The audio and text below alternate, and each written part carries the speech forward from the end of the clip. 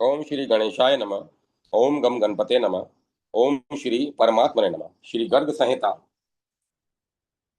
गर्ग संहिता दशम खंड अश्वमेध खंड। श्री हरि श्री दामोदर ऋषिकेश वासुदेव नमस्तुते। श्री गर्ग संहिता अश्वमेध खंड पहला अध्याय। अश्वमेध कथा का उपक्रम। गर्ग वज्रनाभ संवाद। मंगलाचरण। सर्वव्यापी भगवान नारायण नरश्रेष्ठ नर उनकी लीला कथा को भाषा में अभिव्यक्त करने वाली वाग देवता सरस्वती तथा भवदीय लीलाओं का विस्तार से वर्णन करने वाले मुनिवर वेद व्यास को प्रणाम करके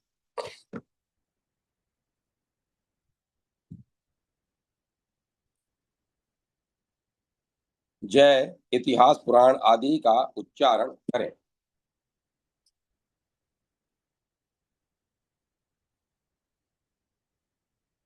भगवान श्री कृष्णचंद्र को नमस्कार। संकर्षण को भी नमस्कार। प्रद्युम्न देव को नमस्कार तथा अनिरुद्ध को भी बारंबार नमस्कार है। श्री गर्ग जी कहते हैं, एक समय की बात है, ऋषियों की सभा में रोमहर्षण सुत के पुत्र उग्रश्रवा जी पधारे। उन्हें आया हुआ देख शौनक जी ने उन्हें प्रणाम किया और कुशल प्रश्न के अनंतर अभिवादन पूर्वक इस प्रकार कहा। शौनक जी बोले, महामते, आपके मुख से मैंने संपूर्ण शास्त्र पुराण तथा श्री हरि के नाना प्रकार के निर्मल लीला चरित्र सुने हैं। पूर्व काल में गर्गाचार्य जी ने मेरे सामने गर्ग संहिता सुनाई थी, जिसमें श्री राधा और माधव की महिमा का अनेक प्रकार से और अधिकाधिक वर्णन हुआ है। सुतनंदन, आज मैं पुनः आपसे सब दुखों को हरने वाली श्री कृष्ण की कथा सुनना चाहता हूँ। आप सोच विचार कर वह कथा मुझसे कहिए। श्री गर्ग जी कहते हैं, शौनक जी ने के साथ 28,000 ऋषियों ने भी जब यही जिज्ञासा व्यक्त की, तब रोमहर्षण कुमार सुत ने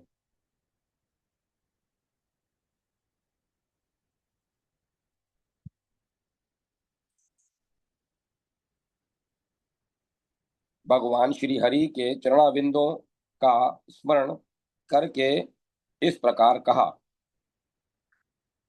सुति बोले सुति बोले, अहो शौनक जी, आप धन्य हैं, जिनकी बुद्धि इस प्रकार श्री कृष्णचंद्र के युगल चरणाविंदों का मकरंद पान करने के लिए लालायित है। वैष्णव जनों का समागम प्राप्त हो, इसे देवता लोग श्रेष्ठ बताते हैं, क्योंकि वैष्णवों के संग से भगवान श्री कृष्ण की वह कथा सुनने को मिलती है जो समस्त पापों का विनाश करने वाली है। श्री कृष्णचंद्र का अनंत चरित्र समस्त कल्मषों का निवारण करने वाला है। उसको थोड़ा थोड़ा ब्रह्मा जी जानते हैं और थोड़ा ही थोड़ा भगवान उमा वल्लभ शिव। मेरे जैसे कोई मच्छर उसे क्या जान सकेगा। मेरे जैसा कोई मच्छर उसे क्या जान सकेगा। भगवान वासुदेव की लीला कथा एक समुद्र है, जिसमें डूबकर मोहित ब्रह्मा आदि देवता भी कुछ कह नहीं सकेंगे। फिर मुझ जैसा मनुष्य क्या कह सकता है। यादवराज भूपाल शिरोमणि उग्रसेन के यज्ञ प्रवर अश्वमेध का अनुष्ठान देकर लौटे हुए गर्गाचार्य ने एक दिन अपने मन का उद्गार इस प्रकार प्रकट किया। यादवेश्वर राजा उग्रसेन धन्य हैं, जिन्होंने भगवान श्री कृष्ण की आज्ञा से द्वारकापुरी में क्रेतु श्रेष्ठ अश्वमेध का संपादन किया। उस यज्ञ को देखकर मुझे बड़ा आश्चर्य हुआ। मैंने अपनी संहिता में परिपूर्णतम भगवान श्री कृष्ण की प्रत्यक्ष देखी सुनी लीला कथाओं का ठीक वैसा ही वर्णन किया है। उस संहिता में मैंने अश्वमेध यज्ञ की कथा का उल्लेख नहीं किया है, अतः अब पुनः उस अश्वमेध की ही कथा कहूंगा। कलयुग में उस कथा के श्रवण मात्र से भगवान श्री कृष्ण मनुष्यों को शीघ्र ही भोग तथा मोक्ष प्रदान करते हैं। शौनक, ऐसा कहकर श्री गर्ग मुनि ने श्री कृष्ण भक्ति से प्रेरित हो उग्रसेन के अश्वमेध यज्ञ की कथा कही। अश्वमेध चरित्र का उन्होंने एक सुंदर नाम रख दिया, सुमेरु। मुने ऐसा करके भगवान गर्गाचार्य कृत्य हो गए। यादव कुल के परम गुरु तथा बुद्धिमानों में श्रेष्ठ श्री गर्ग मुनि ने 8 दिनों तक अश्वमेध यज्ञ की कथा कही। फिर वे नरेश्वर वज्र से ब्रज से मिलने के लिए श्री हरि की मथुरापुरी में आए। ज्ञानी शिरोमणि गर्ग मुनि को वहां आकाश से उतरा देख ब्रजनाभ ने द्विजों के साथ उठकर उन्हें नमस्कार किया। बैठने के लिए सोने का सिंहासन देकर उन्होंने गुरुजी के दोनों चरण कमल पखारे और फूल मालाओं से मुनि का पूजन करके उन्हें मिष्ठान निवेदन किया। 16 वर्ष की अवस्था और सुपुष्ट शरीर वाले विशाल बाहु, श्याम सुंदर कमल नयन और तथा 100 सिंहों के समान उद्भट शक्तिशाली वज्रनाभ ने गुरु के चरणोदक को लेकर सिर पर रखा और दोनों हाथ जोड़कर उनसे इस प्रकार कहा।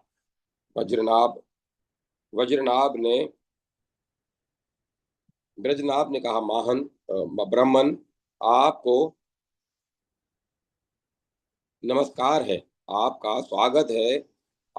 हम आपकी क्या सेवा करें? मैं आपको भगवत स्वरूप मानता हूँ।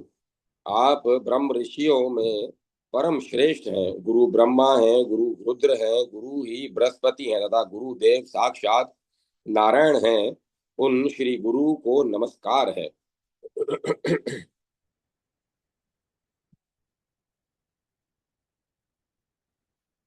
मुनि श्रेष्ठ, मनुष्यों के लिए आपका दर्शन दुर्लभ है। देव, विशेषतः हम जैसे विषयासक्त चित्त वाले लोगों के लिए तो वह दुर्लभ, अत्यंत दुर्लभ है। गर्गाचार्य मेरे कुल के आचार्य तेजस्विन योग भास्कर, आपके दर्शन मात्र से हम कुटुंब सहित पवित्र हो गए। यदुकुल तिलक राजा ब्रजनाभ का वचन सुनकर मुनियेंद्र वर्य महान महात्मा ने श्री हरि के चरणाविंदों का चिंतन करते हुए तत्काल नृपेश्वर वज्रनाभ से प्रसन्नता पूर्वक कहा, युवराज महाराज यदुवंश शिरोमणे, तुमने सब सत्कर्म ही किया है, पृथ्वी पर रहने वाले सब लोगों का पालन किया है। वत्स, तुमने भूतल पर धर्म को स्थापित किया है। विष्णुराज परीक्षित तुम्हारे मित्र होंगे तथा अन्य नरेश भी तुम्हारे वश में रहेंगे। नृपश्रेष्ठ, तुम धन्य हो, तुम्हारी मथुरापुरी धन्य है, तुम्हारी सारी प्रजाएं धन्य है तथा तुम्हारी ब्रजभूमि धन्य है।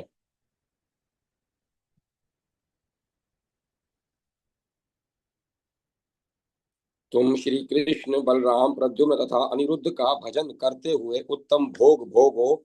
नरेश्वर निशंक होकर राज्य करो। उग्रश्रवासुत जी कहते हैं, गर्ग जी की यह बात सुनकर नृपश्रेष्ठ राजा वज्रनाभ श्री कृष्ण संकर्षण पितामह प्रद्युम्न और पिता अनिरुद्ध का विरहावस्था में स्मरण करके गदगद कंठ हो गए और उनका मुख आंसुओं की धाराओं से परिपूर्ण हो गया। गर्ग ने देखा राजा वज्रनाभ दुखी हो नीचे की ओर मुख किए भूमि पर खड़े हैं। यह देख उन्हें बड़ा आश्चर्य हुआ और वे उनका दुख शांत करते हुए बोले, गर्ग ने पूछा, राजेंद्र, क्यों रो रहे हो? मेरे रहते तुम्हें क्या भय है? तुम अपने दुख का स्मरण कर इस समस्त कारण मेरे सामने कहो। उनकी यह बात सुनकर भी राजा दुख मग्न होने के कारण कुछ बोल न सके। तब गुरु ने पुनः पूछा तो वे गदगद वाणी में इस प्रकार बोले। राजा ने कहा, देव, श्री कृष्ण, संकर्षण आदि समस्त यादव मुझे यहाँ छोड़ परलोक में चले गए। यह सोचकर मैं दुखी हो गया। ब्राह्मण, स्वामी, अमात्य, मित्र, राष्ट्र, जनपद, कोष, दुर्ग और सेना, राजा के ये 7 अंग मुझ एकाकी के लिए प्रतिकारक नहीं होते।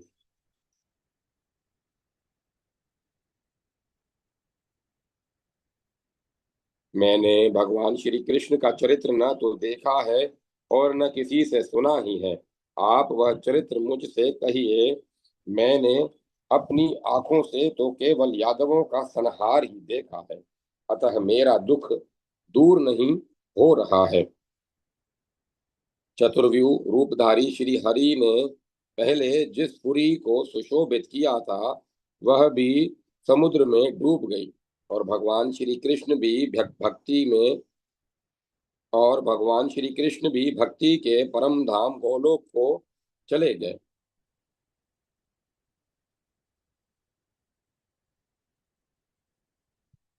शिष्य वत्सल, गुरुदेव, आप ही बताइए, अब मैं किसके लिए जीवित रहूं? आज ही वन को जाता हूं। मेरे मन में राज्य करने की इच्छा नहीं है। सुत जी कहते हैं, यदुकुल शिरोमणि वज्रनाभ की यह बात सुनकर मुनि श्रेष्ठ महात्मा गर्ग ने उनकी प्रशंसा की और उनका दुख शांत करते हुए से वे संतुष्ट गर्ग मुनि राजा वज्रनाभ से बोले। गर्ग ने कहा, वृषणी वंश तिलक, मेरी बात सुनो। यह शोक का विनाश करने वाली है, समस्त पापों को हरने वाली पवित्र तथा शुभ है। तुम सावधानी के साथ इसे श्रवण करो। पूर्व काल में जो भगवान श्री कृष्णचंद्र कुश स्थली द्वारकापुरी में विराजते थे, वे सदा और वे सदा और सर्वत्र विराजमान हैं। भूपते, अब तुम भक्ति भाव से उनको देखो। आज मैं तुम्हें भगवान की वह कथा सुनाऊंगा जो भोग और मोक्ष प्रदान करने वाली है। वसुधानाथ श्री कृष्ण तथा बलराम जी की वह उत्तम कथा तुम सुनो। सुत जी कहते हैं, विप्रवर शौनक, ऐसा कहकर भगवान गर्ग ने वज्रनाभ को 9 दिनों तक अपनी पवित्र संहिता सुनाई। इस प्रकार श्री गर्ग संहिता में अश्वमेध चरित्र सुमेरु प्रसंग में गर्ग वज्रनाभ संवाद नामक पहला अध्याय पूरा हुआ। जय माता सरस्वती। जय मां सरस्वती। दूसरा अध्याय श्री कृष्ण अवतार की प्रारब्ध सारा पूर्वाग्रत गत लीलाओं का संक्षेप से वर्णन। सुत जी कहते हैं, इस प्रकार गर्ग मुनि के मुख से श्री गर्ग संहिता की कथा सुनकर राजा वज्रनाभ मन ही मन बड़े प्रसन्न हुए। उन्होंने गुरु गर्गाचार्य के चरणों में प्रणाम करके उनसे इस प्रकार कहा, प्रभो, मुनि श्रेष्ठ, आज मैंने आपके मुखारविंद से जो भगवान श्री कृष्णचंद्र का चारु चरित्र सुना है, उससे मेरे सारे दुख दूर हो गए। कृपा नाथ, मैं इस कथा श्रवण से अतृप्त रह गया हूँ, अतः मेरे मेरा मन पुनः श्री हरि के यश को सुनने के लिए उत्सुक है। आप कृपा पूर्वक श्री कृष्ण के परम उत्तम चरित्र का वर्णन कीजिए। मुने, द्वारका में महाराज उग्रसेन ने पहले अश्वमेध यज्ञ का मैंने पूर्व काल में सुनी थी। आप उस अश्वमेध यज्ञ का ही संपूर्ण चरित्र या वृतांत मुझसे कहिए। मुनि श्रेष्ठ, करुणा में गुरुजन अपने सेवा परायण शिष्यों तथा पुत्रों से उनके पूछे बिना भी गूढ़ रहस्य की बातें बता दिया करते हैं। श्री सुत जी ने श्री श्री सुत जी कहते हैं, यदुकुल गुरु गर्ग मुनि वज्रनाभ का ऐसा वचन सुनकर बड़े प्रसन्न हुए और श्री हरि के युगल चरणाविंदों का स्मरण करते हुए उन राजाधिराज से इस प्रकार बोले। गर्ग जी ने कहा, यादव श्रेष्ठ, तुम धन्य हो, क्योंकि भगवान श्री कृष्णचंद्र के चरणों में तुम्हारी ऐसी अविचल भक्ति हुई है जो दूसरे मनुष्यों के लिए दुर्लभ है। वह भक्ति तुम्हें सहज सुलभ है। यह बड़े सौभाग्य की बात है राजन। इस विषय में मैंने इस विषय में मैं तुमसे प्राचीन इतिहास बता रहा हूँ, उसे सुनो। उसका श्रवण कर लेने मात्र से मनुष्य समस्त पापों से छुटकारा पा जाता है। राजन, द्वापर में पापियों के भार से पीड़ित हुई वसुंधरा ने ब्रह्मा जी के सामने अपना दुख प्रकट किया। उसे सुनकर ब्रह्मा जी श्री हरि की शरण में गए और वहां उन्होंने पृथ्वी का सारा कष्ट कह सुनाया। वह सब सुनकर श्री राधा वल्लभ श्री कृष्ण ने वसुधा को आश्वासन दिया और देवताओं के सहयोग से उसका भार उतारने का निश्चय किया। तदंतर मथुरा में वसुदेव का देवकी के साथ विवाह हुआ। फिर कंस को सावधान करने वाली आकाशवाणी हुई। देवकी के पुत्र से अपने वध की बात मार डाले। नरेश्वर, कंस उसे सर्वत्र कृष्ण ही कृष्ण दिखने लगे। इसके बाद भगवान ने योग माया को आज्ञा दी, जिसके अनुसार उसने देवकी के गर्भ का संकर्षण करके रोहिणी के गर्भ में उसे स्थापित कर दिया और स्वयं को यशोदा के गर्भ में स्वयं को यशोदा के गर्भ से कन्या के रूप में प्रकट किया। उधर भगवान देवकी के गर्भ में आविष्ट हुए और ब्रह्मा आदि देवताओं ने आकर उनकी स्तुति की। फिर श्री कृष्ण का प्राकट्य हुआ। भगवान के बाल कृष्ण रूप की दिव्य झांकी का वर्णन ऋषि वेद व्यास द्वारा किया गया है। वसुदेव ने भगवान के उस दिव्य रूप का स्तवन किया। जगदीश्वर श्री कृष्ण ने देवकी और वसुदेव के पूर्व जन्म संबंधी पुण्य कर्मों का वर्णन किया। तदंतर भगवदीय आज्ञा के अनुसार वसुदेव जी बाल कृष्ण को गोकुल पहुंचा आए और वहां से यशोदा की कन्या उठा लाए। कंस ने उस कन्या को पत्थर पर दे मारा, परंतु वह आकाश में तेरा काल कहीं प्रकट हो चुका है। कंस का निकट जाकर वसुदेव देवकी को सांत्वना देना और पत्नी सहित वसुदेव को बंधन मुक्त कर देना आदि बातें घटित हुई। कंस ने दैत्यों की सभा में दुष्टता पूर्वक मंत्रणा की और साधु पुरुषों तथा बालकों के प्रति उपद्रव प्रारंभ करवाया। व्रज में श्री कृष्ण का प्राकट्य होने पर व्रजनाथ नंद के भवन में महान उत्सव मनाया गया। नंद राय जी राजा कंस को भेंट देने के लिए मथुरा गए और वहां वसुदेव जी के साथ उनकी भेंट हुई। उधर गोकुल में विष मिश्रित स्तनपान कराने के लिए आई हुई पूतना के प्राणों को भगवान उसके दूध के साथ ही पी गए। उसके मरे हुए विकराल शरीर को देखकर मथुरा से लौटे हुए नंदादि गोपों को बड़ा विस्मय हुआ। उसके बाद एक दिन श्री कृष्ण के पैरों का हल्का सा आघात पाकर दूध दही के मटकों से भरा हुआ छकड़ा उलट गया। बवंडर रूपधारी तृणाव्रत नामक दैत्य का शिशु श्री कृष्ण के हाथों वध हुआ। एक दिन मैया यशोदा बाल कृष्ण को लाड़ प्यार कर रही थी। इतने में ही उन्हें जमाई आई और उनके मुख में माता को संपूर्ण विश्व का दर्शन हुआ। तदंतर बलराम और श्री कृष्ण के नामकरण संस्कार हुए। फिर वज्रभूमि में ब्रजभूमि में इन दोनों भाइयों की बाल क्रीड़ा होने लगी। गोपांगनाओं के घरों में घुसकर धूर्ततापूर्ण व्यवहार, दही माखन चुराने के खेल चलने लगे। प्रसंगवश किसी दिन मिट्टी खा ली और माता को मुख में संपूर्ण विश्व का दर्शन कराया। नंद और यशोदा को श्री कृष्ण के लालन पालन का सुख कैसे सुलभ हुआ, इस प्रसंग में उन दोनों के पूर्व जन्म संबंधी सौभाग्यवर्धक सत्कर्म की चर्चा हुई। माखन की चोरी रस्सी से कमर में बलपूर्वक बांधा जाना, यमला अर्जुन नामक वृक्षों का भंग होना, उनके शाप की निवृत्ति, उन दोनों के द्वारा भगवान की स्तुति की गई।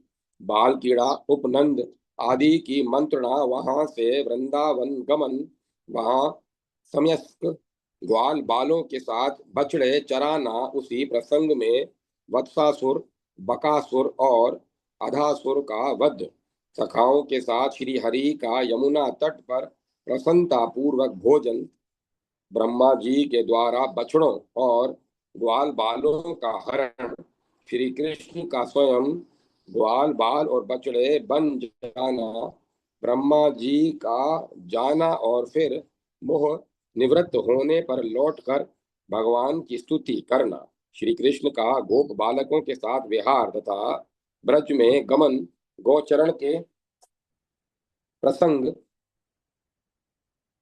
में बड़ी बड़ी क्रीड़ाएं, धेनु का सुर आदि का वध, संध्या के समय ब्रज में आगमन तथा श्री कृष्ण का गोपी जनों के नेत्रों में महान आनंद प्रदान करना आदि वृतांत घटित हुए। कालिया नाग के विष से दूषित जल को पीने से मरे हुए गोपों को श्री हरि ने जिलाया। कालिया नाग का दमन किया। उस समय नाग पत्नियों ने भगवान की स्तुति की, उसके उनके साथ वार्तालाप किया। फिर इस बात का वर्णन किया कि यमुना के हृदय में कालिया नाग का संबंध कैसे हुआ। तदंतर मुंजावटी में फैली हुई दावा अग्नि को पीकर भगवान ने किस प्रकार गोपियों के जीवन की रक्षा की, इस बात का प्रतिपादन हुआ है। तत्पश्चात खेल खेल में ही प्रणम्बासुर का वध तथा दावानल से गौओं की रक्षा आदि लीलाएं घटित हुई। इसी क्रम में वर्षा वर्णन, शरद वर्णन, गोपी गीत, गोकुल की गोप किशोरियों द्वारा कात्यायनी व्रत का अनुष्ठान, उनके वस्त्रों का अपहरण, वृंदावन के सौभाग्य का वर्णन, ग्वाल बालों का भगवान से भोजन मांगना और भगवान का उन्हें ब्राह्मणों के यज्ञ में भेजना, ब्राह्मण पत्नियों पर भगवान का कृपा प्रसाद, ब्राह्मणों का अपनी मूर्ता के लिए पश्चाताप आदि वर्णित है। इसके उपरांत इंद्र के यज्ञ की प्रथा मिटाकर गोवर्धन पूजा का क्रम चलाना, कुपित हुए इंद्र द्वारा की गई घोर वृष्टि से व्रजवासियों की रक्षा के लिए भगवान का गोवर्धन पर्वत को छत्र की भांति धारण करना, देवराज इंद्र के गर्व को चूर्ण करना, महर्षि गर्ग के द्वारा नंदराय के यहाँ उत्पन्न श्री कृष्ण बलराम के भावी जातकोक्त फल का वर्णन किया गया। तदुपरांत गोपों की शंका, भगवान के द्वारा उसका निवारण, इंद्रधेनु सुरभि के द्वारा भगवान का गोविंद पद पर अभिषेक और स्तुवन, नंदी जी को वरुण लोक से छुड़ाकर लाना, गोपों को वैकुंठ लोक में ले जाकर उसका दर्शन करना, 5 अध्यायों में रात में होने वाली रास क्रीड़ा का वर्णन, नंद का अजगर के मुख से उद्धार, शंखचूर्ण का वध, गोपियों के युगल गीत, अरिष्टासुर का वध, कंस और नारद का संवाद, कंस और अक्रूर की बातचीत, श्री कृष्ण के द्वारा केशी का वध, नारद ऋषि का श्री कृष्ण से वार्तालाप हुआ। इसी क्रम में व्योमासुर का वध, अक्रूर का गोकुल में आगमन, ब्रज में ब्रज के दर्शन जनित आनंद से उनके शरीर का पुलकित होना, अंतःकरण का हर्ष से खिल उठना, रोमांच होना, गदगद वाणी में बोलना, बलराम और श्री कृष्ण के साथ उनकी बातचीत, उनके द्वारा कंस की चेष्टाओं का वर्णन, बलराम और श्री कृष्ण का मथुरा को प्रस्थान, गोपीजनों का विलाप, मथुरा गमन, मार्ग में ही यमुना के हृदय में प्रविष्ट हुए अक्रूर को भगवान श्री कृष्ण का दर्शन, उनके द्वारा श्री कृष्ण की स्तुति, फिर उन सब का मथुरापुरी में आगमन, नगर का दर्शन, नगर की संपत्ति का वर्णन, रजक का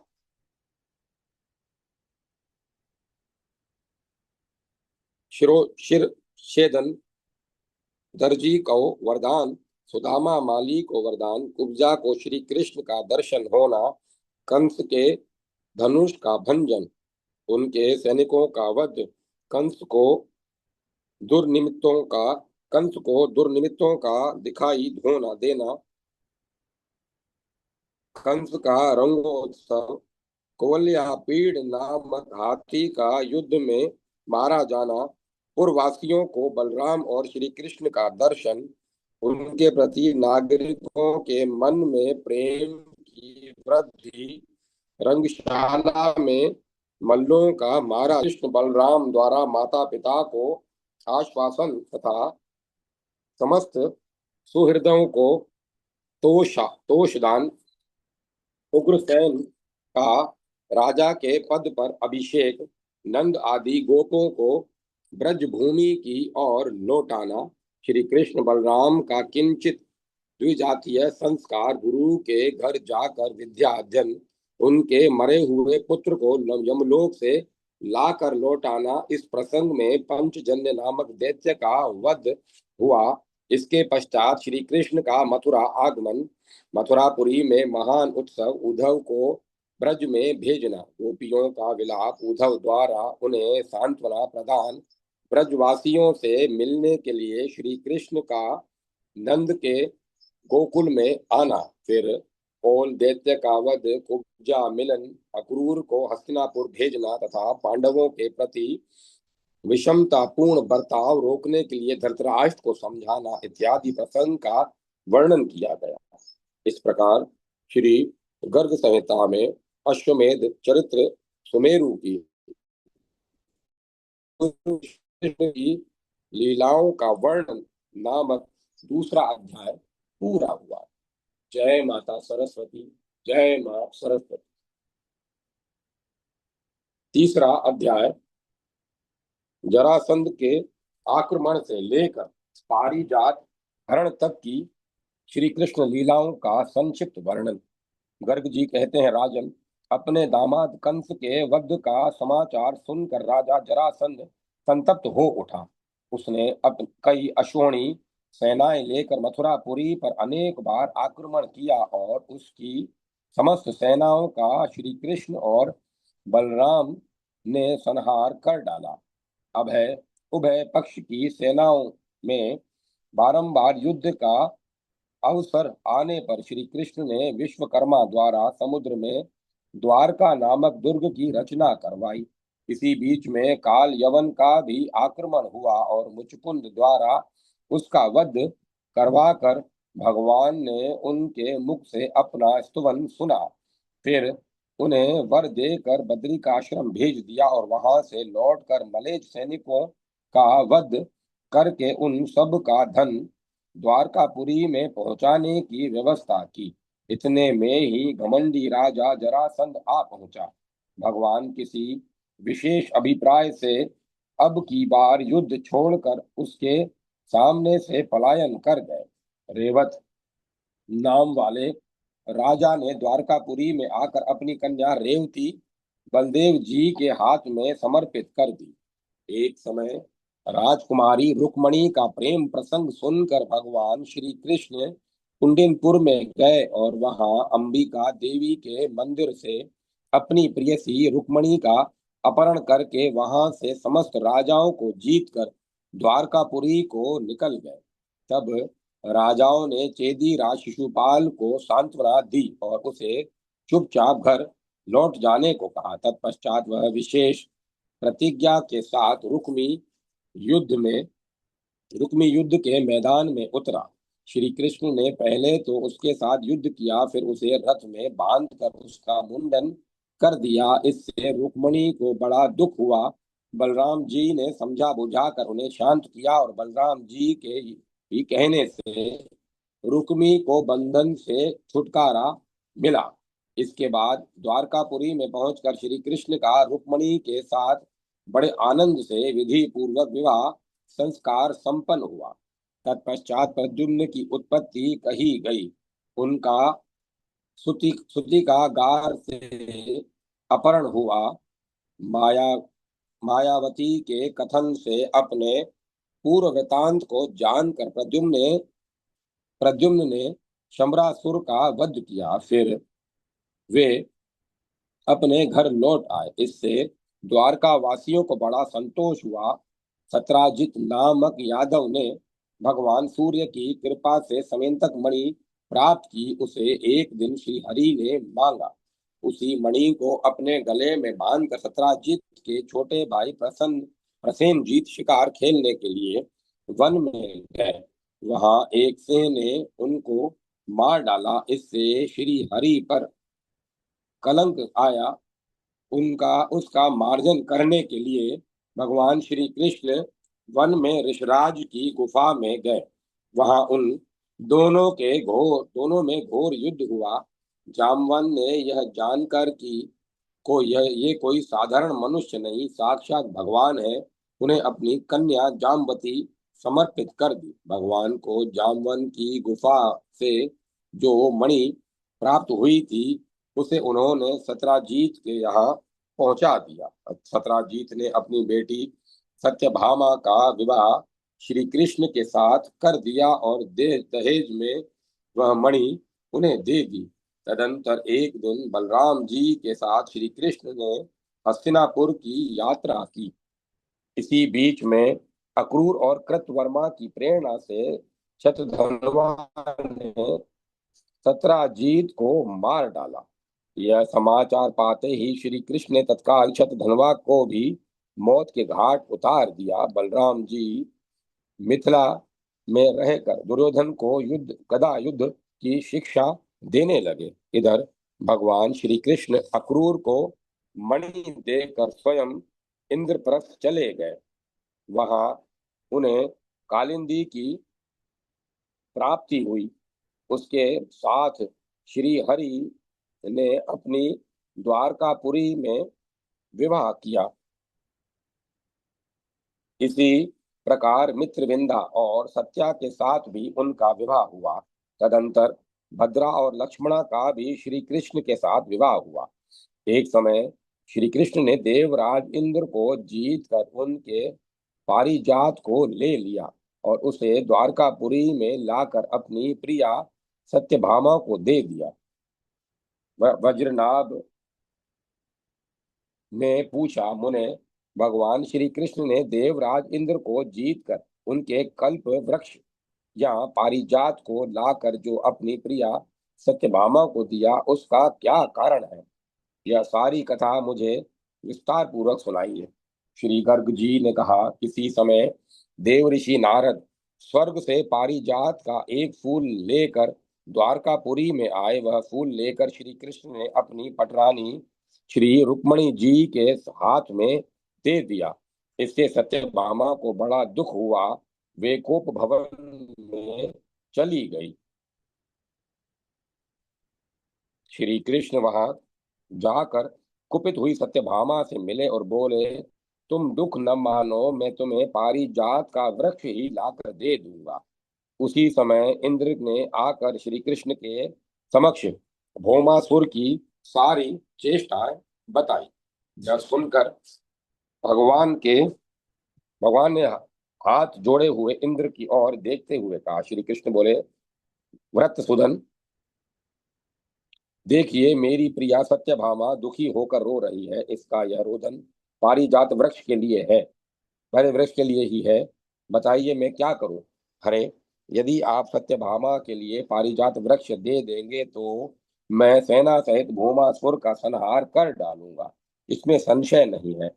श्री कृष्ण की यह बात सुनकर देवराज इंद्र जोर जोर से हंसते हुए बोले। इंद्र ने कहा, श्री कृष्ण तुम्हें नरकासुर का वध करके नंदन वन में जो जो पारिजात के वृक्ष हैं उन सब को स्वतः ले लेना। एवं अस्तु कहकर भगवान श्री कृष्ण सत्यभामा के साथ गरुड़ के कंधे पर आरूढ़ हो प्राग्ञ ज्योतिषपुर की ओर चल दिए।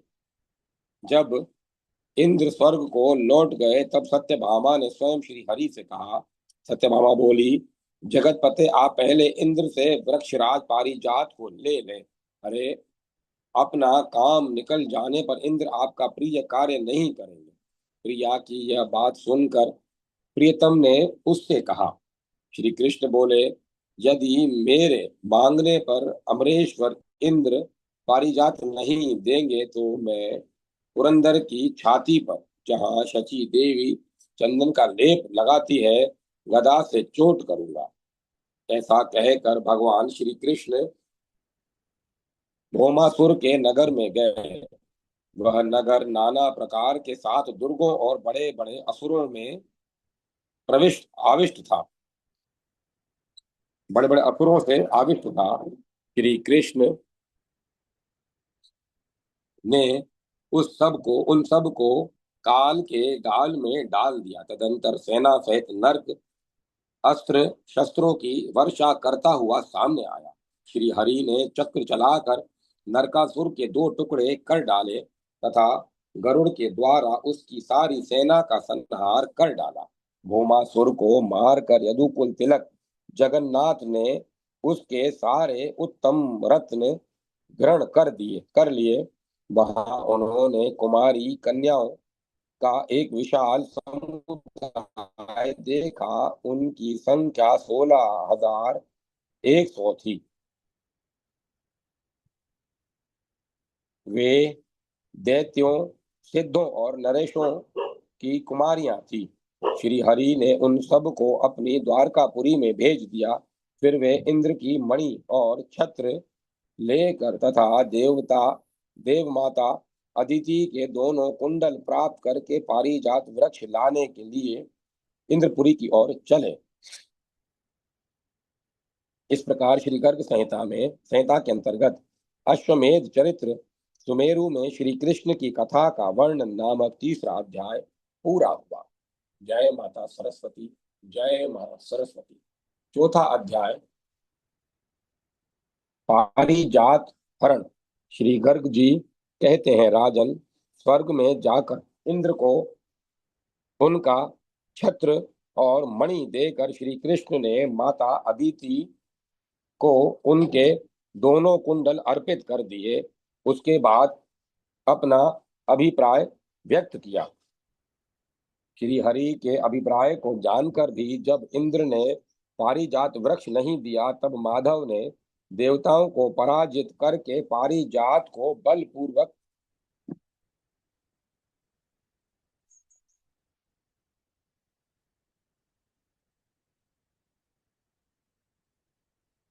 बलपूर्वक अपने अधिकार में ले लिया।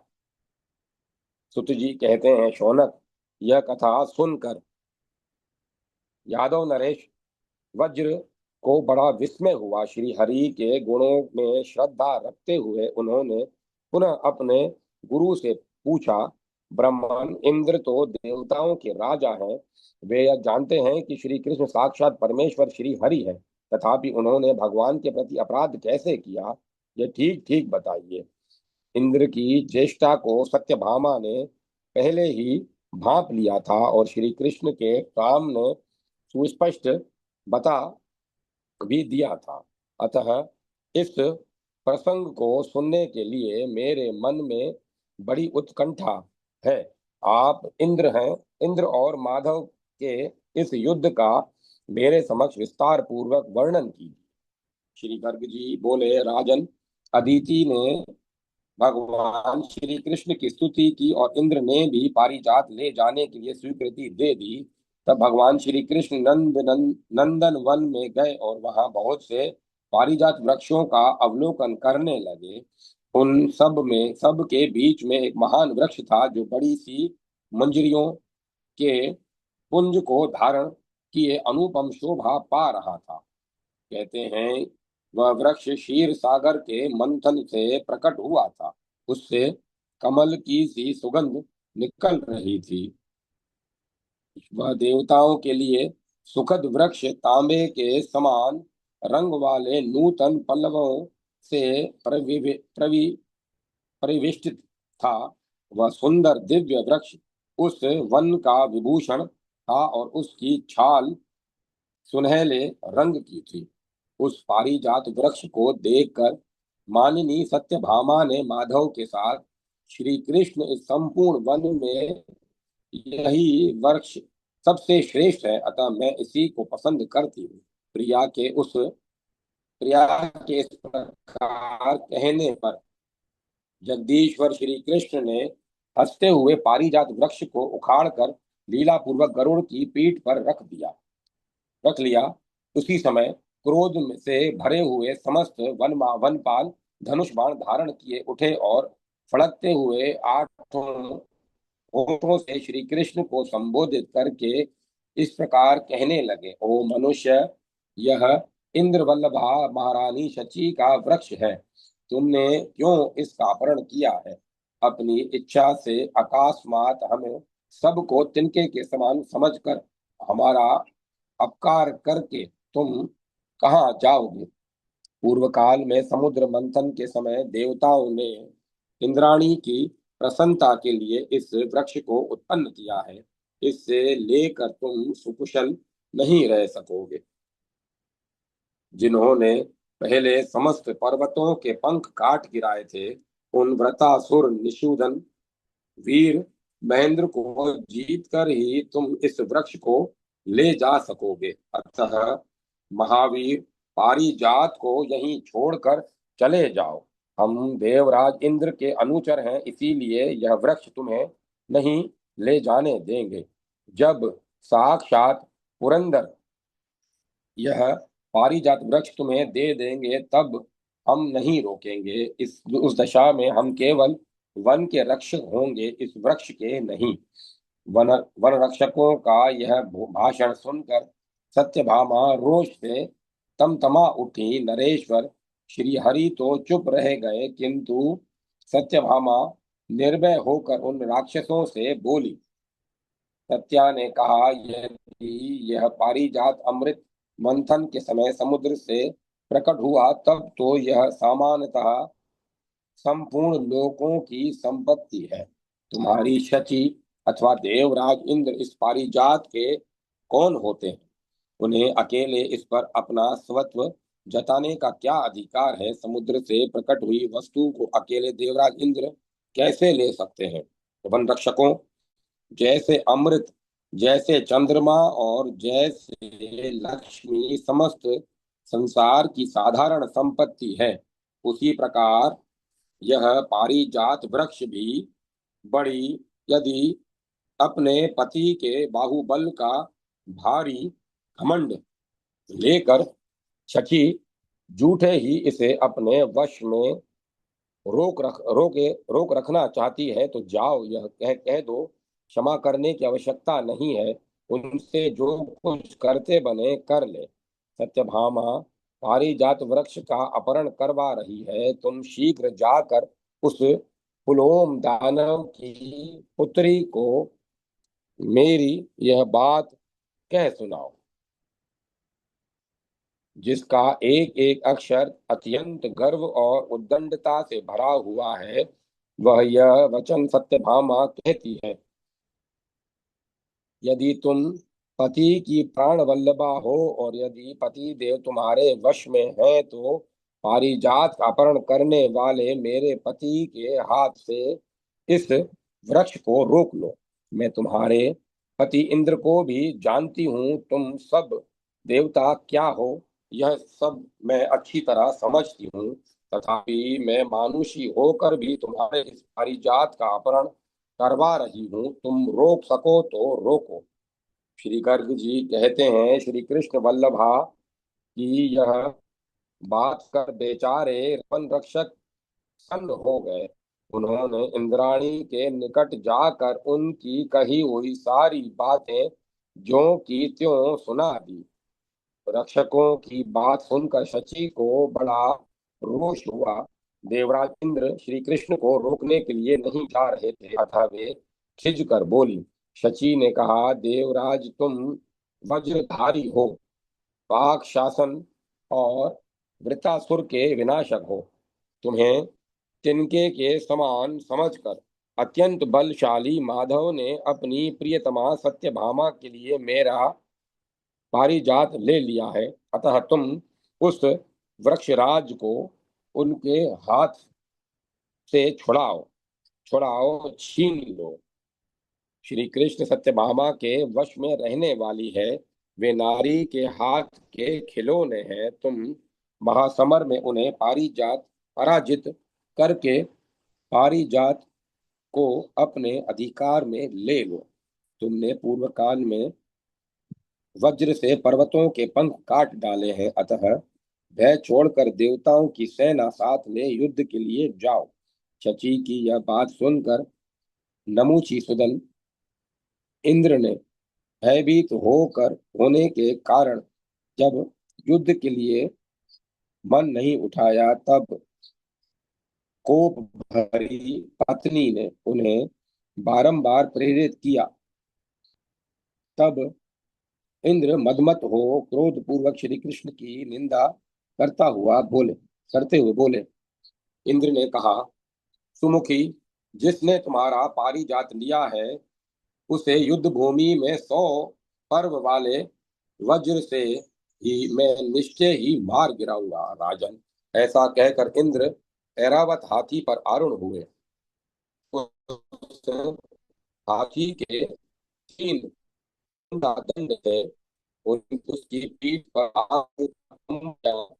काली शोभा पाता था। 4 दांत गजराज की शोभा बढ़ाते थे। वह सुंदर हाथी अपनी श्वेत प्रभा के कारण हिमालय पर्वत के समान प्रतीत होता था। सोने की साकल से उसके पांव की बड़ी शोभा होती थी। उस समय देवराज इंद्र देवताओं के देवराज इंद्र देवताओं से घिरे हुए सुशोभित हो रहे थे। यम, अग्नि और वरुण तथा समस्त मरुदगण देवराज के साथ हो गए। 11 रुद्र, 12 सूर्य, 8 वसु, कुबेर आदि लोकपाल, विद्याधर, गंधर्व, साध्यगण और पितृगण आदि 33 करोड़ देवता इंद्र का अनुसरण करने के लिए आए। ये सब के सब कुपित हो श्री कृष्ण के सम्मुख युद्ध करने के लिए पधारे थे।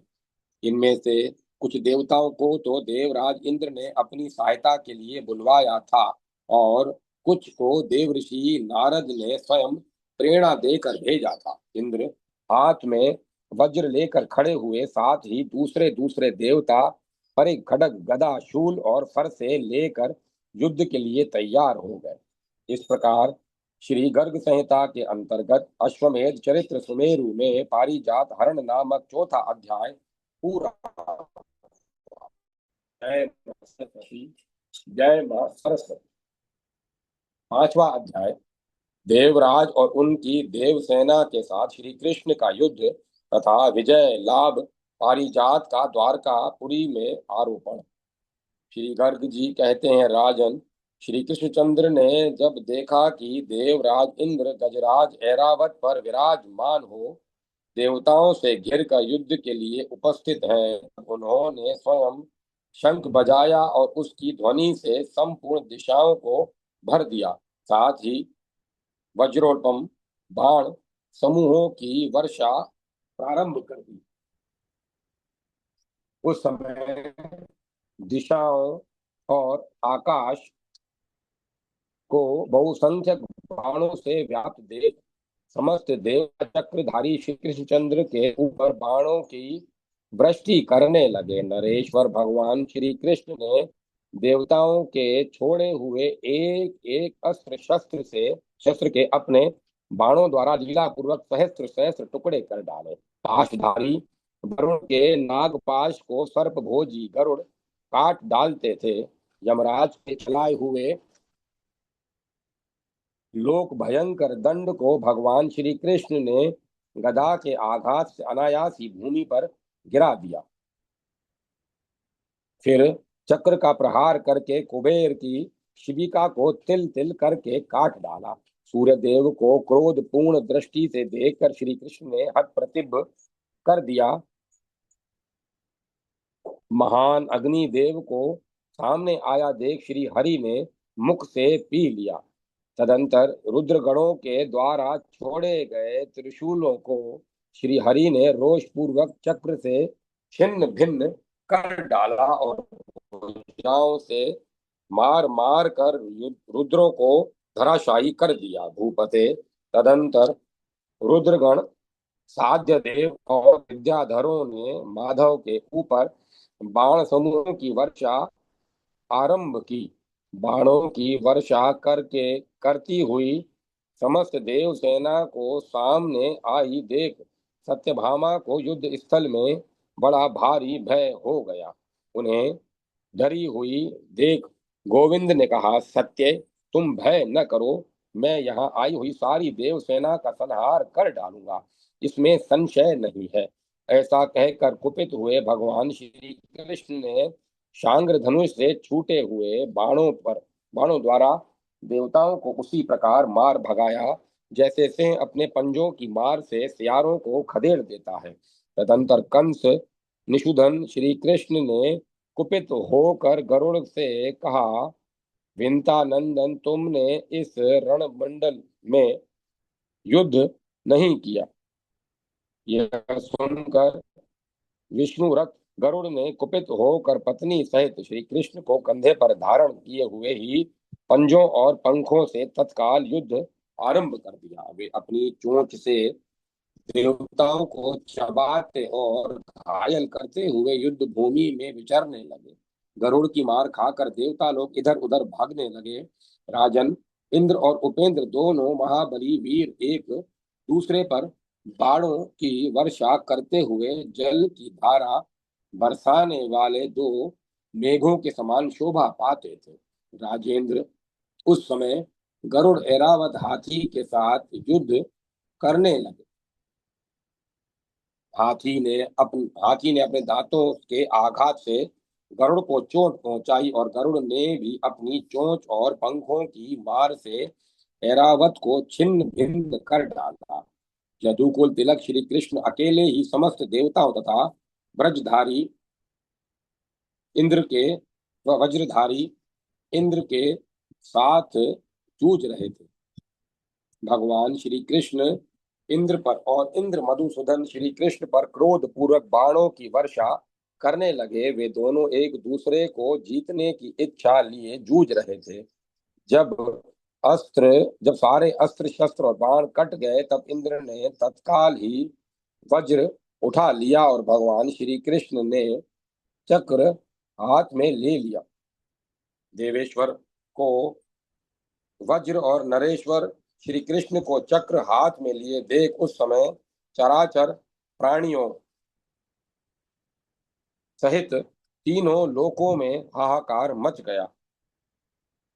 वज्रधारी इंद्र के चलाए हुए वज्र को भगवान श्री कृष्ण ने बाएं हाथ से पकड़ लिया, परंतु अपना चक्र उन पर नहीं छोड़ा। वे केवल इतना ही कहा, खड़ा रहे। इंद्र के हाथों में वज्र नहीं था। गरुड़ ने उनके वाहन को शत विशत कर दिया था।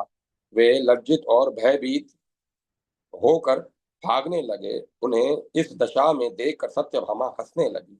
राजन उधर शची ने जब देखा कि इंद्र युद्ध में पीठ दिखाकर चले आए तो वे रोष से आग बबूला हो गई और फटकार कर बोली, देवेश्वर आप देवताओं की विशाल सेना के साथ रहकर माधव के साथ युद्ध कर रहे थे, तथापि उन्होंने अकेले ही रण क्षेत्र में आपको पराजित कर दिया।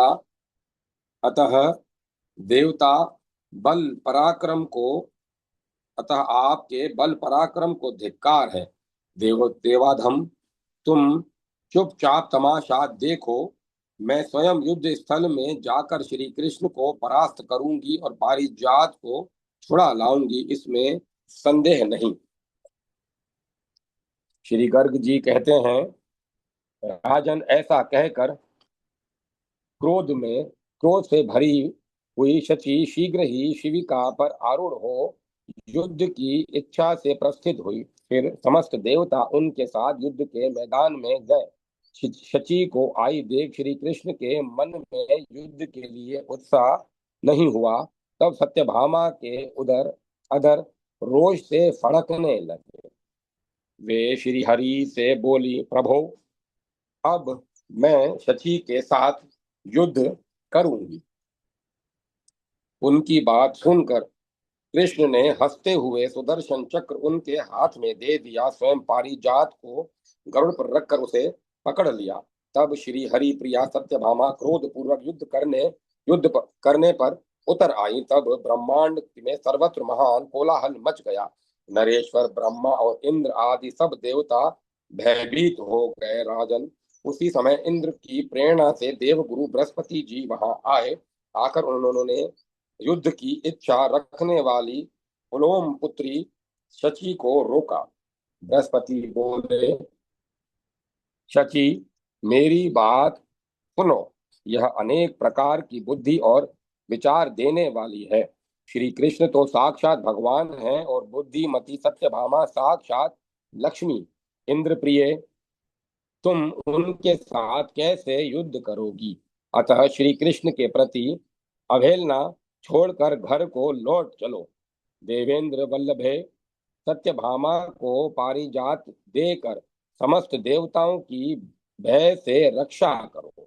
जिनके भय से हवा चलती है, जिनके डर से आग जलती है और जलाती है, जिनके भय से मृत्यु सर्वत्र विचरती है, और जिनके भय से सूर्य देव तपते हैं, तथा ब्रह्मा, शिव और इंद्र जिनसे सदा भयभीत रहते हैं, उन श्री कृष्ण को जो भौमासुर का वध करके यहाँ आए हैं, तुम अच्छी तरह नहीं जानती। श्री गर्ग जी कहते हैं, देवगुरु की यह बात सुनकर शची लज्जित हो सत्यभामा और श्री कृष्ण को नमस्कार करके अपने आप को धिक्कारती हुई घर को लौट गई। तत्पश्चात लज्जित हुए इंद्र को नमस्कार करते हुए श्री कृष्ण प्रिया लज्जित तत्पश्चात लज्जित हुए इंद्र को नमस्कार करते देख श्री कृष्ण प्रिया सत्यभामा ने कहा, देवेंद्र, अपने हाथ से वज्र के निकल जाने से लज्जा का अनुभव न करो। द्वंद्व युद्ध में दो में से एक की पराजय अवश्यम्भी है। उनका यह कथन सुनकर पाक शासन बोले। इंद्र ने कहा, देवी, जिस आदि और मध्य से रहित परमात्मा में यह संपूर्ण जगत विद्यमान है, जिनसे इसकी उत्पत्ति हुई है, तथा जिन सर्वभूत में परमेश्वर से ही इसका संहार होने वाला है, उन सृष्टि, पालन और संहार के कारणभूत परमेश्वर से पराजित हुए पुरुषों को लज्जा कैसे हो सकती है? जो समस्त भुवनों की उत्पत्ति के स्थान है, जिनकी अत्यंत सूक्ष्म मूर्ति, जिनका निर्गुण निराकार निराकार शरीर कुछ और ही है, अर्थात अनिर्वचनीय होने के कारण जिसका शब्दों द्वारा प्रतिपादन नहीं हो सकता, जो ज्ञातव्य तत्वों के जानकार हैं, जैसे सर्वज्ञ महात्मा ही जिनके उस स्वरूप को जान पाते हैं, दूसरे लोग उसे कदापि नहीं जानते। उन्हीं अजन्मा नित्य सनातन परमेश्वर को जो स्वेच्छा से ही जगत के उपकारक के लिए मानव शरीर धारण करके विराज रहे हैं, कौन जीत सकता है? सत्यभामा से ऐसा कहकर इंद्र चुप हो गए। तब भगवान श्री कृष्ण हंसकर गंभीर वाणी में बोले, शर्क, देवताओं के राजा आप देवताओं के राजा हैं और हम लोग भूतलवासी मनुष्य। मैंने यहाँ आकर जो अपराध किया है उसे क्षमा कर दे। देवराज, यह रहा आपका पारिजात, इसे इसके योग्य स्थान पर ले जाइए। मैंने तो सत्यभामा के कहने से इसको ले लिया था। आपके मुझ पर आपने मुझ पर जिसका प्रहार किया था वह वज्र यह रहा, उसे ग्रहण कीजिए। शुनाशीर, यह आपका ही अस्त्र है और आपके वेरियों पर प्रयुक्त होकर यह उनका निवारण कर सकता है। इंद्र ने कहा, श्री कृष्ण अपने विषय में मैं मनुष्य हूँ ऐसा कहकर आप क्यों मुझे मोह में डाल रहे हैं। हम जानते हैं आप जगदीश्वर हैं। हम आपके सूक्ष्म स्वरूप को नहीं जानते। नाथ, आप जो हो सो हो, जगत के उद्धार कर कार्य में आप लगे हैं हुए हैं। गरुड़ध्वज, आप जगत के कटकों का शोधन करते हैं। श्री कृष्ण, इस पारिजात को आप द्वारकापुरी में ले जाइए। जब आप मनुष्य लोक को त्याग देंगे तब यह भूतल पर नहीं रहेगा। गोविंद, उस समय यह स्वयं ही स्वर्ग लोक में आ जाएगा। श्री गर्ग जी कहते हैं, राजन,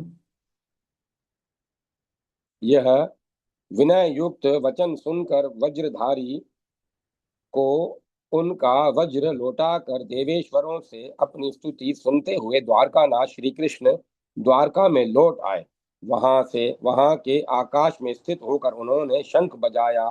नरेश्वर, उस शंख ध्वनि से उन्होंने द्वारका वासियों के हृदय में आनंद उत्पन्न किया और गरुड़ से उतरकर सत्यभामा के साथ महल में आए। उन्होंने सत्यभामा के गृहोद्यान में पारिजात को आरोपित कर दिया। उस पर स्वर्गीय पक्षी निवास करते थे और वहां के भ्रमर उसके सुगंधित मकरंद का पान करते थे। माधव मास में एक ही मुहूर्त के भीतर अलग अलग घरों में उन समस्त राजकन्याओं के साथ धर्मतः विवाह किया जिन्हें वे प्राग ज्योतिषपुर से द्वारका में लाए थे। उनकी रानियों की संख्या 16,108 थी। परिपूर्णतम श्रीहरि ने उतने ही रूप बनाकर उनके साथ विवाह किया। उन अमोघ पति उन अमोघ गति परमेश्वर ने जितनी अपनी भार्याएं थी उनमें से प्रत्येक के गर्भ से 10-10 पुत्र उत्पन्न किए। इस प्रकार श्री गर्ग संहिता के अंतर्गत अश्वमेध खंड में श्री गर्ग वज्रनाभ संवाद में पारिजात का आनयन नामक 5वां अध्याय पूरा हुआ। जय माता सरस्वती। जय मां सरस्वती। छठा अध्याय श्री कृष्ण के अनेक चरित्रों का संक्षेप में से वर्णन। श्री गर्ग जी बोले, राजन, अब मैं पुनः तुम्हारे समक्ष श्री हरि के यश का संक्षेप में से वर्णन करूंगा। एक समय भगवान श्री कृष्ण ने रुक्मणी के साथ अद्भुत हास्य विनोद किया था। अनिरुद्ध के विवाह में उन्होंने अपने भाई बलराम जी द्वारा रुक्मणी के भाई रुक्मी का वध करा दिया। बाणासुर की पुत्री उषा ने एक स्वप्न देखा और उसकी चर्चा अपनी सखी चित्रलेखा से की। चित्रलेखा ने श्री हरि के पौत्र अनिरुद्ध का अपहरण कर लिया। कन्या के अंतःपुर में पाए जाने के कारण बाणासुर ने उन्हें कारागार में डाल दिया। फिर तो बाणासुर के साथ यादवों का घोर युद्ध हुआ। साक्षात भगवान श्री कृष्ण तथा शंकर जी में युद्ध छिड़ गया। उस समय माहेश्वर ज्वर और वैष्णव ज्वर भी आपस में लड़ गए। पारिजात पराजित हुए। माहेश्वर ज्वर ने भगवान श्री कृष्ण की स्तुति की। भगवान श्री कृष्ण के द्वारा जब बाणासुर की भुजाओं का छेदन होने लगा तब उस असुर की जीवन रक्षा के लिए रुद्र ने भगवान का स्तुवन किया। अनिरुद्ध को उषा की प्राप्ति हुई। यादव बालकों के समक्ष भगवान ने राजा नृग की कथा कही और उनका उद्धार किया। बलराम जी ने एक समय ब्रज की यात्रा की। उस समय दीर्घ काल के बाद उन्हें देखकर गोपियों ने विलाप किया। गोपियों द्वारा उनका स्तवन भी किया गया। बलराम जी ने वृंदावन विहार के लिए यमुना जी की धाराओं को हल के अग्रभाग से खींच लिया। भगवान श्री कृष्ण के द्वारा काशीराज एवं पौंड्रुक का वध किया गया। काशीराज के पुत्रों ने पुरस्चरण करके कृत्या उत्पन्न की, जिससे जिसने द्वारका पर आक्रमण किया। फिर सुदर्शन चक्र ने कृत्या को जलाकर काशीपुरी को भी दग्ध कर दिया। रेवतक पर्वत पर बलराम ने द्विविध नामक वानर का वध किया। दुर्योधन आदि ने जब सांब को हस्तिनापुर के बंधनागार में बंद कर दिया, तब वहां बलराम जी का पराक्रम प्रकट हुआ। उग्रसेन के राजसूय यज्ञ प्रसंग में श्री हरि ने शकुनी का वध किया। देवऋषि नारद ने द्वारका में भगवान श्री कृष्ण की ग्रस्त जनोचित लीलाओं का दर्शन किया। भगवान श्री कृष्ण की दिनचर्या बंदी राजाओं के द्वारा भेजे गए दूत के मुख से श्री हरि की स्तुति, भगवान का यादवों तथा उद्धव के साथ इंद्रप्रस्थ गमन, गिरिव्रज में भीमसेन के द्वारा जरासंध का वध, जरासंध पुत्र सहदेव का राज्याभिषेक, बंधन मुक्त हुए राजाओं द्वारा श्री कृष्ण जी की स्तुति की गई। राजसूय यज्ञ में श्री हरि की अग्र पूजा, शिशुपाल का वध, दुर्योधन के अभिमान का खंडन, प्रद्युम्न और शाल्व का 27 दिनों तक युद्ध, श्री कृष्ण का द्वारका में आगमन, शाल्व दंत वक्र और उसके भाई विदुरथ का श्री कृष्ण के हाथ से लीला पूर्वक वध आदि वृतांत घटित हुए। राजन तदंतर कौरवों ने हस्तिनापुर में कपट धूत का आयोजन करके उसमें भाइयों और भाइयों सहित युधिष्ठिर को हराया तथा वे अपनी माता कुंती को विदुर के घर में रखकर वन को चले गए। वहां जाकर उन्होंने बहुत दिनों तक विभिन्न वन्य प्रदेशों में निवास किया। तत्पश्चात दुर्योधन राजा बन बैठा और बड़ी प्रसन्नता के साथ पृथ्वी का पालन करने लगा। परंतु पांडु पुत्र युधिष्ठिर के चले जाने पर प्रजाजनों ने उसका अभिनंदन नहीं किया। वन में रहकर कष्ट उठाने वाले पांडवों ने से एक दिन बलराम और श्री कृष्ण मिले और दोनों ने उन्हें धीरज बंधाया। पांडवों से मिलकर श्री कृष्ण द्वारका लौट आए। उन्होंने उग्रसेन की सुधर्मा सभा में कौरवों की सारी कुचेष्टाएं कह सुनाई।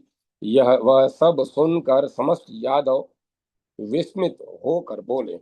यादवों ने कहा, अहो, राजा धृतराष्ट्र ने यह क्या किया? उन्होंने दीन दयनीय भतीजों को कपट धूत में जीत कर अधर्म पूर्वक घर से निकाल दिया।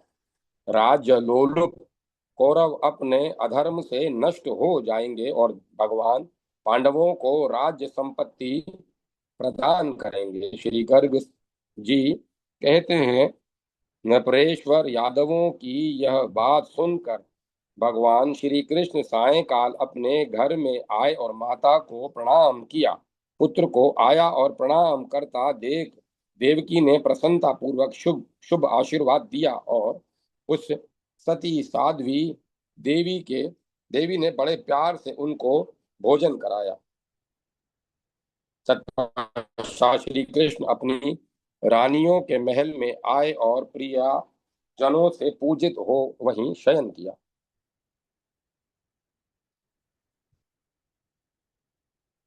इस प्रकार श्री गर्ग संहिता के अंतर्गत अश्वमेध खंड में श्री कृष्ण चरित्र वर्णन नामक छठा अध्याय पूरा हुआ। जय माता सरस्वती। जय मां सरस्वती।